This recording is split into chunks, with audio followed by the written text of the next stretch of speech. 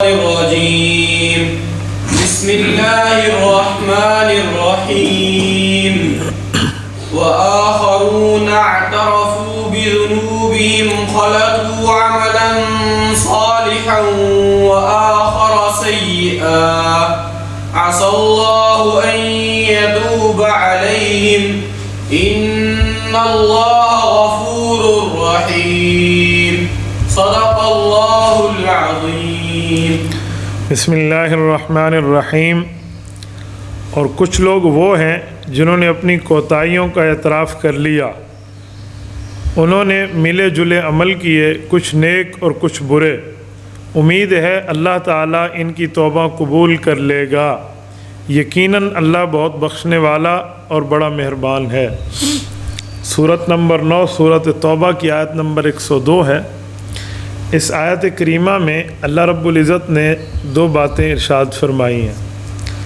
اس آیت کے پس منظر کو سمجھنے کے لیے گزشتہ دروس کا خلاصہ ذہن میں بندے کے لیے رکھ لینا ضروری ہے. رسول اللہ صلی اللہ علیہ وسلم کے 62 سال کے بڑھاپے میں جو جنگ لڑی گئی ہے، اس جنگ کا نام ہے جنگ تبوک. آپ علیہ السلام نے 1000 کلومیٹر ایک طرف سے اس پر سفر فرمایا ہے. جب حضور علیہ السلام تبوک کا غزوہ لڑنے جا رہے تھے تو یہ غزوہ تبوک 27 غزوات نبوی میں آخری غزوہ ہے. تو 5 قسم کے لوگ اس وقت حضور پاک صلی اللہ علیہ وآلہ وسلم کے حکم سننے کے بعد بن گئے. پہلا طبقہ تو وہ لوگ تھے جو فوراً اس تقاضے پہ تیار ہوئے کہ اللہ کے رسول صلی اللہ علیہ وسلم نے فرمایا ہے ہمیں جانا چاہیے. انہوں نے کسی قسم کی اپنے مال کی، دولت کی، موسم کی، سفر کی، حالات کی پرواہ نہ کی اور فوراً تیار ہو گئے. دوسرے نمبر پہ وہ لوگ تھے جو شروع میں تیار تو نہیں تھے کہ دیکھیں یہ دن جنگ کے نہیں ہیں، ہمارے پھل پکے ہوئے ہیں، اور جب پھل پکے ہوئے ہوں تو پورے سال کا گزر بسر انہی پھلوں پہ ہے، یعنی پورے سال کی معیشت کا انحصار اسی پر ہے، تو ہمیں کچھ دن رک کے جنگ پہ جانا چاہیے. یہ شروع میں ایسے ڈمانڈول تھے. حضور پاک صلی اللہ علیہ وسلم کی بات کو ادھر سوچا اور ادھر اپنی معیشت کو سوچا، تو آخر کار ان کے دل نے کہا کہ چھوڑو یار معیشت کیا ہوتی ہے، پیسہ کیا ہوتا ہے، بس حضور علیہ السلام نے فرما دیا تو ہمیں جانا چاہیے. تو دوسرے لوگ یہ تھے جو تھوڑے قدرے ڈگمگائے لیکن پھر تیار ہو گئے. تیسرے نمبر کے وہ لوگ تھے جو معذورین تھے. معذورین کا معنی خصوصی افراد جن کی آنکھ کا مسئلہ، کان کا مسئلہ، ٹانگ کا مسئلہ، پاؤں کا مسئلہ، ہاتھ کا مسئلہ، یعنی جو چل پھر نہ سکے، معذور تھے.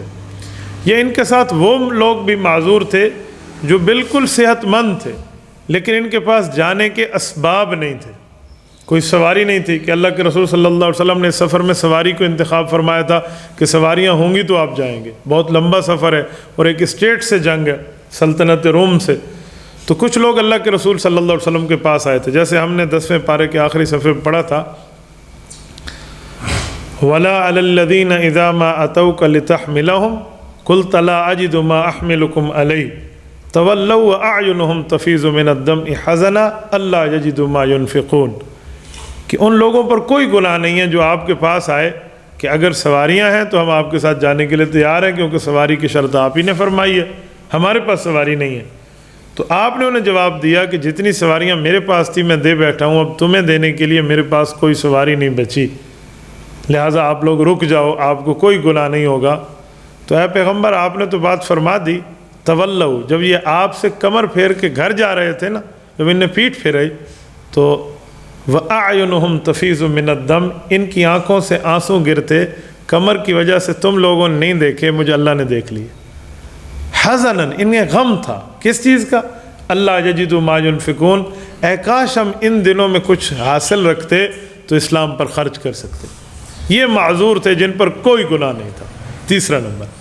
چوتھا نمبر وہ لوگ تھے جو بالکل صحت مند تھے، مال و دولت سب کچھ تھا، لیکن اسی مال و دولت نے انہیں غفلت میں ڈال رکھ دیا.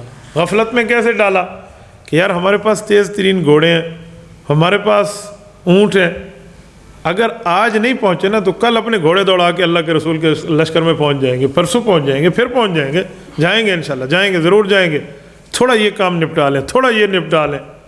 اس سستی اور غفلت نے ان کو اس وقت تک روکے رکھا کہ اللہ کے رسول کے واپسی کا اعلان ہو گیا. تو چوتھے نمبر کے یہ تھے. اور یہ 10 بندوں کی تعداد ہے، اور یہ سارے کے سارے یہ 4 قسمیں پکے ٹھکے مسلمانوں کی ہیں۔ 5واں نمبر جو تھا وہ منافقین کا تھا، جنہوں نے کسی نے جھوٹ بولا اور کوئی ویسے ہی ادھر ادھر ہو گیا کہ چلو ہم انہیں جانا نہیں ہے۔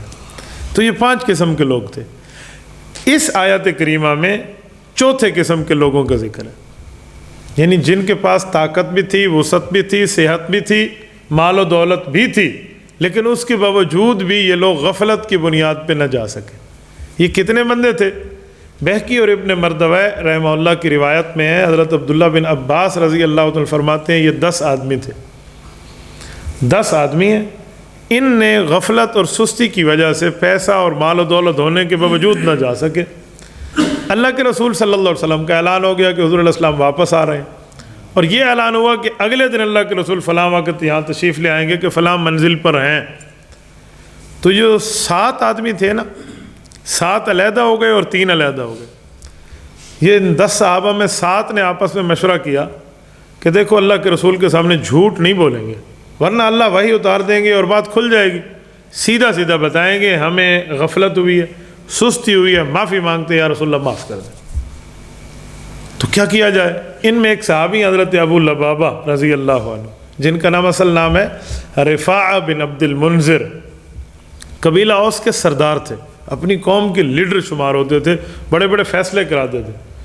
انہوں نے اپنے 6 ساتھیوں کو بیٹھ کے کہا، اصل میں 6 ساتھی کس بنیاد پہ کہہ رہا ہوں، 10 تھے نا، ان میں 3 تو علیحدہ ہو گئے، ان کی توبہ کا ذکر آگے آ رہا ہے، ان میں سے 7 کا ذکر اس آیت میں، 3 کا معاملہ آگے آئے گا، وَعَلَى الثَّلَاثَةِ الَّذِينَ خُلِّفُوا میں۔ ان 7 میں سے جو 7واں تھے نا حضرت ابو لبابہ، انہوں نے اپنے 6 ساتھیوں کو کہا کہ دیکھو اگر معافی مانگنی ہے نا، عذر پیش کرنا ہے، تو اپنے آپ کو کوئی کمتر کر کے حضور کے سامنے پیش کرو۔ انہوں نے کہا جی کیا طریقہ ہے؟ کہ اللہ کے رسول تبوک کے راستے سے آ رہے ہیں، تو فلاں جگہ سے پھریں گے، پھر مسجد نبوی آئیں گے، راستہ یہی ہے۔ تو ہمیں چاہیے ہم مسجد نبوی کے ستونوں کے ساتھ خود کو لے جائیں اور ایسے اپنے پیچھے ہاتھ رکھیں اور ستونوں کے ساتھ خود اپنے آپ کو باندھ دیں تاکہ ہمارے اوپر رسیاں آ جائیں اور ہم بندھے ہوئے ہوں۔ اللہ کے رسول پوچھیں گے بھئی یار یہ قوم کے سردار ہیں، بڑے لوگ ہیں، بیچارے کیوں بندھے ہوئے ہیں؟ تو انہیں بتائیں جی ہم نے غلطی کی ہے، اس سزا پہ ہم نے خود کو باندھ لیا ہے، لہذا آپ ہماری رسی خود کھول دیں، کہ اس میں عزت بھی ہوگی اور معافی مل جائے گی۔ کہ جی ٹھیک۔ ان 7 بندوں نے اپنے دوستوں کو کہہ کے گھر سے رسیاں منگوائیں اور 7 کے ساتھوں نے پیچھے ہاتھ باندھ کے خود کو ستونوں کے ساتھ بندھوا دیا۔ رسول اکرم صلی اللہ علیہ وسلم مسجد نبوی جب گزر کے تشریف لانے لگے نا، اللہ کے رسول کی عادت مبارکہ تھی کہ جب سفر سے واپس آتے تو رسول اللہ صلی اللہ علیہ وسلم مسجد میں 2 رکعت پڑھا کرتے تھے۔ تو آپ علیہ السلام مسجد نبوی آئے تو یہ 7 بندے مختلف ستونوں کے ساتھ بندھے ہوئے۔ تو حضور علیہ السلام کو اندازہ تو ہو گیا کہ ہمارے ساتھ تو تھے نہیں۔ اللہ کے رسول کی بات علم میں تھی کہ بڑے ساتھی ہیں، اپنے ہیں، مخلص ہیں، سچے ہیں، لیکن یہ نہیں گئے، وجہ ان کی سستی ہے۔ تو حضور علیہ السلام نے ان سے بات کرنے کے بجائے باقیوں سے پوچھا کیا ماجرا ہے؟ تو انہوں نے عرض کیا کہ یا رسول اللہ یہ وہی ہیں جو نہیں گئے، تو اب یہ مان بھی رہے ہیں کہ ہم سے غلطی ہوئی، ہم معافی مانگتے، کوئی بہانہ نہیں بنا رہے، جھوٹ نہیں بولتے، اس سزا سے ہم نے خود کو باندھ دیا ہے، تو آپ ہماری رسی بھی کھول دیں اور ہم معاف بھی کر دیں۔ تو حضور علیہ السلام نے قسم اٹھا کر فرمایا اچھا یہی بات ہے، تو مجھے بھی اللہ کی قسم ہے میں ان کی رسی اس وقت تک نہیں کھولنے کے کہوں گا جب تک مجھے اللہ نہیں فرمائے گا کہ میں نے انہیں معاف کر دیا۔ اب تو معاملہ لٹک گیا، ان کا پینڈنگ ہو گیا مسئلہ کہ اب کیا ہونا ہے۔ تو مدینہ میں ایک عجیب فضا بن گئی کہ یار اب ان کے لیے یا تو آیت اترے گی اور یا اللہ رب العزت رسول اللہ صلی اللہ علیہ وسلم کے دل پر کوئی الہام فرمائیں گے تب ان کی رسی کھلے گی، ورنہ مسئلہ ایسا نہیں ہے۔ تو یہ حضرات پھر بندھے رہے، نماز کے لیے کھولا جاتا، دن رات بندے رہتے، باقی معاملات میں نماز اور ضروریات کے لیے کھولا جاتا، کوئی وضو وغیرہ کرنا تھا۔ ہوتا 2 سے 3 دن میں یہ قرآن کریم کی آیت اتری، یہ جو ابھی آپ سب نے تلاوت فرمائی۔ رب العزت نے کیا فرمایا؟ کچھ لوگ وہ ہیں جنہوں نے اپنی کوتاہیوں کا اعتراف کر لیا ہے، اقرار نہیں فرمایا، اعتراف فرمایا۔ ایک اقرار ہوتا ہے، ایک اعتراف ہوتا ہے۔ احکام القرآن میں امام ابو بکر جساس رحمۃ اللہ اس کا فرق بتاتے ہیں، فرماتے ہیں اگر کسی کو ترغیب دلاؤ نا بھائی یہ ہے یہ ہے یہ ہے اور وہ مان جائے تو اسے کہتے ہیں اقرار، کہ اب مان گیا، قرار پکڑ گئی یہ بات۔ اعتراف کہتے ہیں کہ بندے کو خود احساس ہو کہ یار یہ بہت بڑا معاملہ مجھ سے ہو گیا ہے، اسے کہتے ہیں اعتراف۔ تو کہا اقرار میں اتنی اللہ رب العزت کے سامنے لجاجت نہیں ہوتی جتنی اعتراف میں ہوتی ہے۔ جب اعتراف آ جائے گا نا کہ یا اللہ میں نے غلطی مان لی ہے، واقعی مجھ سے ہو گیا ہے، یعنی خود ہی ریلائز ہو جائے بندے کو، تو یہ اعتراف ہے۔ اور اعتراف میں توبہ کے لیے جو داعیہ اندر پیدا ہوتے ہیں نا وہ زیادہ ہوتا ہے بنسبت اقرار کے۔ تو رب العزت نے ان کے دل کی، ایمان کے، اخلاص کی کیفیت کے لیے فرمایا اعترفوا، یہ وہ لوگ ہیں جنہوں نے اعتراف کر لیا، مان لیا، دل سے ان نے تسلیم کر لیا کہ ہم سے غلطی ہو گئی۔ یہ ان کے ایمان کی، اخلاص کی علامت ہے۔ تو فرمایا جنہوں نے اپنی کوتاہیوں کا اعتراف کر لیا اور ملے جلے عمل کیے۔ ملے جلے عمل کا معنی عملاً صالحہ اور سیئہ، اچھے کام بھی کیے، برے کام بھی کیے۔ اچھے کام تو یہ صحابی ہیں، نیک کام کر رہے ہیں۔ برے کام سے کون سے کام مراد ہے؟ وہ یہی کہ انہوں نے سستی کیوں کی اس سفر میں جانے پر، یہ ان کا برا کام تھا۔ تو کہا اچھے بھی کیے اور برے بھی کیے۔ عسى اللہ ان یتوب علیہم، یقیناً اللہ ان کی توبہ قبول فرما رہا ہے۔ یعنی اللہ پاک نے ان کے اخلاص کی بدولت رسول اللہ کو قسم سے بری فرمانے کے لیے یہ سورۃ توبہ، سورۃ نمبر 9 کی آیت نمبر 102 اتار دی کہ جی اللہ ان کی توبہ قبول کرے گا۔ ان اللہ غفور الرحیم، اللہ رب العزت پچھلے گناہ کی معافی دینے والا ہے اور اگلی زندگی پر رحمت فرمانے والا ہے۔ غفور کا تعلق ماضی سے اور رحیم کا تعلق مستقبل سے ہے کہ پچھلے معاف ہو گئے ہیں، اگلی زندگی پر بھی اللہ ان کی رحمت کرے گا اور اللہ پاک ان سے خوش رہے گا، لہٰذا میں ان کی توبہ قبول کر رہا ہوں۔ یہ جب آیت اتری تو اللہ کے رسول صلی اللہ علیہ وسلم نے صحابہ کرام کو بھیجا، جاؤ اس کو کھولاؤ، اس کو کھولاؤ، اس کو کھولاؤ۔ 6 بندے کھلے، ساتھ میں تھے حضرت ابو لبابہ۔ ان کے پاس اللہ کے رسول کا نمائندہ گیا تو اس نے کہا جی میرے قریب نہ آنا، میں نے بھی قسم اٹھائی ہے مجھے اللہ کے رسول خود آ کر رسی کھولیں گے۔ یہ اپنے قوم کے سردار تھے نا، کہا اب تو میری معافی، یعنی دوسرے لفظوں میں کہو مجھے تو خصوصی پیکج مل گیا ہے نا، تو میرے لیے آیت اتر آئی ہے، تو اللہ کے رسول خود کھولیں گے تبھی میں سمجھوں گا حضور علیہ السلام مجھ سے راضی ہیں۔ تو حضور علیہ السلام اٹھے اور خود جا کر ان کی رسی کو کھولا۔ جب ان کی معافی ہو گئی نا تو اس کے بعد یہ سارے لوگ آئے اپنا مال لے کر اللہ کے رسول کی خدمت میں کہ جس مال نے ہمیں دین کے راستے سے روکا ہے نا، ہم یہ مال چھوڑ رہے ہیں۔ تو اس مال کا کیا ہوا یہ اگلی آیات میں انشاءاللہ کل کے درس میں عرض کروں گا، لیکن یہاں ایک جملہ میں آپ کی خدمت میں کہتا ہوں۔ یہ جو لفظ ہے نا کہ اچھے عمل کیے اور برے عمل کیے، اچھے اور برے عمل پہ ایک بات یاد رکھیں، یعنی نیکیاں بھی ہوں اور بندے کے گناہ بھی ہوں، تو اس کے بارے میں پھر حکم کیا ہے، انسان کی مغفرت کے معاملات کیا ہوتے ہیں۔ حضرت مولانا ادریس کاندلوی رحمۃ اللہ علیہ معارف القرآن کاندلوی میں اس آیت کے تحت لکھتے ہیں کہ حضرت سمرہ بن جندب رضی اللہ تعالیٰ کی روایت صحیح بخاری میں ہے، حضور پاک صلی اللہ علیہ وسلم معراج کے موقع پہ گئے تو حضرت ابراہیم علیہ السلام سے ملاقات ہوئی۔ تو حضرت ابراہیم علیہ السلام کے ساتھ بہت سے لوگ بیٹھے ہوئے تھے، اللہ کے رسول کو دکھایا گیا، ان کے چہرے کچھ کے صاف تھے اور کچھ کے چہروں پر داغ تھے، جسم اور چہروں پر۔ تو جن کے صاف تھے وہ تو بیٹھے رہے، اور جن کے چہروں پہ داغ دھبے تھے نا، یہ سارے اٹھے اور ایک نہر بہہ رہی تھی اس میں سے غسل کیا اور غسل کر کے واپس آ گئے۔ اور جب یہ غسل کر کے واپس آئے تو ان کے چہرے بھی صاف ہو چکے تھے، کسی قسم کا کوئی داغ دھبا باقی نہیں تھا۔ تو آپ علیہ السلام نے بڑے تعجب سے ان کو دیکھا کہ یار ایک ہی غسل سے ان کا تو بالکل چہرہ صاف ستھرا ہو گیا۔ تو حضرت جبرائیل علیہ السلام نے عرض کیا کہ یا رسول اللہ اس میں تعجب کی بات نہیں ہے، یہ امت کے وہ لوگ ہیں جنہوں نے گناہ بھی کیے ہیں اور نیکیاں بھی کی ہیں، اور جن کے چہرے صاف ہیں یہ وہ ہیں جنہوں نے ایمان کے بعد کوئی گناہ نہیں کیا۔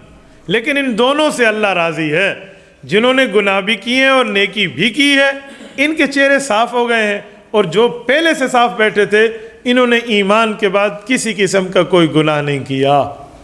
تو اس سے سمجھ آیا کہ اگر غلطی ہو بھی گئی نا تو غلطی میں توبہ کے اوپر اخلاص کو دیکھا جائے گا کہ اخلاص کتنا ہے اس توبہ کے وقت۔ قرآن کریم کی آیت ہے نا کہ صحابہ کرام رضی اللہ عنہم جیسا ایمان لاؤ، فَإِنْ آمَنُوا بِمِثْلِ مَا آمَنْتُمْ بِهِ، جب صحابہ ایمان لائیں فقط اہتدوا، تو ہدایت تب ہے۔ اب صحابہ جیسا ایمان لایا نہیں جا سکتا، تو جب نہیں لایا جا سکتا تو اللہ نے اس کا حکم کیسے کیا؟ اسے کہتے ہیں تکلیف ما لا یطاق، اس کام کا حکم کرنا جو امپاسبل ہو، بندہ کر نہ سکے۔ صحابہ کرام نے تو تن من دھن مال جان دولت سب کچھ لوٹا دی۔ آج کے دور میں اتنا کرنا تو ایک بندے کے پاس ایک بندے کیا پورے مجمع کے پاس کے اندر یہ ممکن نہیں ہے۔ تو اس کے لیے ایک جملہ ہمارے حضرات فرماتے ہیں، کہتے ہیں اس پر عمل کرنا آسان ہے۔ کہ جی وہ کیسے؟ کہ جن جن چیزوں پر صحابہ کا ایمان تھا نا، ان چیزوں پر ہمارا ایمان ہو۔ یعنی جو صحابہ کی ایمانیات میں داخل تھیں، اللہ رب العزت کے عقیدے سے لے کر آخری قبر کے عقیدے تک، ان سب عقائد پر ہمارا ایمان ہو۔ نمبر 2، صحابہ کرام سے اس طرح کی کوئی کوتاہی اور لغزش اور غفلت ہوئی ہے نا، توبہ کرتے وقت جو ان کا اخلاص تھا نا اور ان کا دل رو رہا تھا، تو ہمیں بھی چاہیے کہ ہمیں وہی ندامت اور شرمندگی ہو۔ تو یہ تو ہمارے بس میں ہے نا، تو یہ ہم کر سکتے ہیں۔ تو اس طرح ہم صحابہ کرام کے ایمان کی طرح اپنے ایمان کو بنا سکتے ہیں۔ تو یہاں بھی یہی فرمایا اَسَ اللَّهُ أَن يَتُوبَ عَلَيْهِمْ، انہوں نے توبہ کی ہے، اپنی غلطی کی معافی مانگی ہے، کوتاہی کی معافی مانگی ہے، لہٰذا انہیں معاف کر دینا چاہیے۔ ان اللہ غفور الرحیم، اللہ پاک معاف کرنے والا ہے پچھلے گناہ کو، اور اگلی زندگی پر بھی رب العزت رحمت فرمائے گا۔ گناہ معاف کر کے اللہ رب العزت ان کو ایسے نہیں چھوڑ دے گا، بلکہ ان کی نگرانی اللہ رب العزت فرمائیں گے۔ اللہ ہمیں عمل کی توفیق عطا فرمائے۔ الحمد للہ رب العالمین والعاقبۃ للمتقین والصلاة والسلام علی سید الرسل وخاتم النبیین۔ ربنا ظلمنا انفسنا وإن لم تغفر لنا وترحمنا لنکونن من الخاسرین۔ ربنا آتنا فی الدنیا حسنہ وفی الآخرۃ حسنۃ وقنا عذاب النار وادخلنا الجنۃ مع الابرار یا عزیز یا غفار یا ارحم الراحمین۔ الہی آت نفسی تقواہا وزکھا وانت خیر من زکاہا انت ولیہا ومولاہا۔ اللہم انصرنا ولا تنصر علینا، اللہم انصرنا ولا تنصر علینا۔ وصلی اللہ تعالی علی خیر خلقہ محمد وعلی آلہ واصحابہ اجمعین برحمتک یا ارحم الراحمین۔ إلهي واسع الكرم ورب البيت والحرم، إليك أتيت منكسرا